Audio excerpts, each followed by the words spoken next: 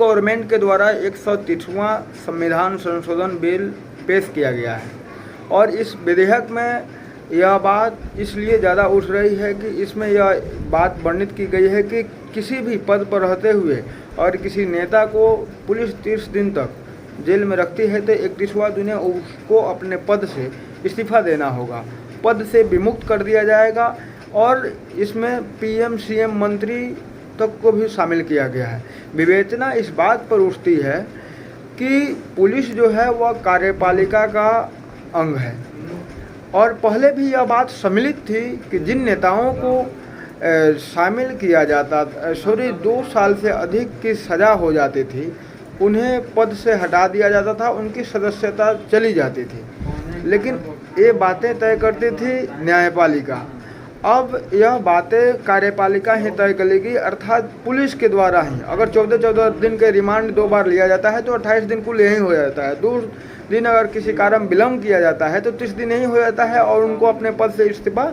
देना होगा, यानी देना अनिवार्य हो जाएगा। तो यह बात इसलिए विपक्ष को उठाना चाहिए कि यह तो सभी नेताओं के लिए है। अगर यह कानून बन जा रहा है तो जो सत्ता में बैठे हैं वो भी कभी ना कभी विपक्ष में आएंगे, तो ये उनके लिए भी होगा। लेकिन बात यहाँ हो रहा है कि रूलिंग पार्टी के अंडर में जो है वह कार्यपालिका काम करती है,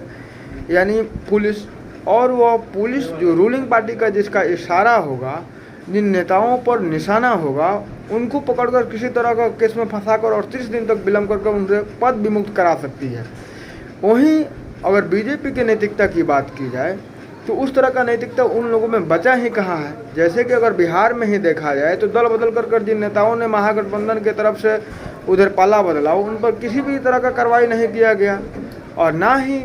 ऐसे कितने नेता जो दल बदल कर बीजेपी में गए हैं उन लोगों के ऊपर किसी तरह का ठोस कदम उठाकर जेल में ठूसा जा रहा है, ना ही उनको पद विमुक्त किया जा रहा है। तो इस कानून का लाभ तो